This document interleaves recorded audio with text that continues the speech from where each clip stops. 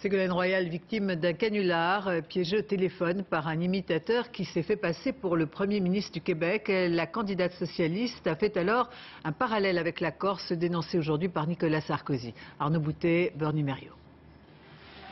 Elle vient d'entendre une voix et à cet instant ignore qu'il s'agit d'un canular. Mercredi soir à Montluçon, Ségolène Royal entame son meeting et tout sourire justifie son retard. J'étais un petit peu en retard parce que j'avais au téléphone le Premier ministre du Québec. Alors, c'est vrai en plus. Donc il m'a chargé de vous dire bonjour. Le bonjour vient en fait d'un joyeux drille, Gérald Dahan, imitateur et réclamant avec l'accent des explications après les propos de la candidate sur la souveraineté du Québec. On est comme ça aussi fortement sous pression carrément là, par le Premier ministre canadien. Oui, ça commence à faire peur pour nous. Oui. Comment je peux faire? Est-ce que je peux faire un communiqué, quelque chose ou...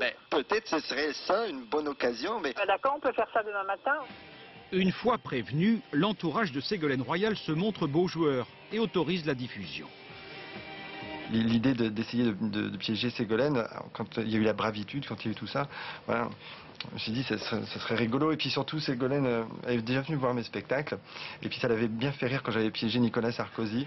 Mais Nicolas Sarkozy, justement, ne va pas du tout apprécier la petite phrase suivante sur la Corse. C'est comme si nous, on venait de l'autre côté puis qu'on disait la Corse, il faudrait qu'elle soit indépendante. Oui.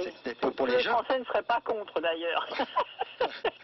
Peut-être bien, c'est sûr. Mais en tout cas... Ne répétez pas ça, ça va encore faire un incident ce coup-là en France. Une gaffe, c'est une méconnaissance ou une incompétence.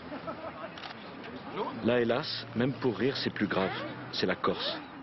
Moralité, dans cette campagne, un candidat ne peut rire de tout et doit toujours se méfier du téléphone.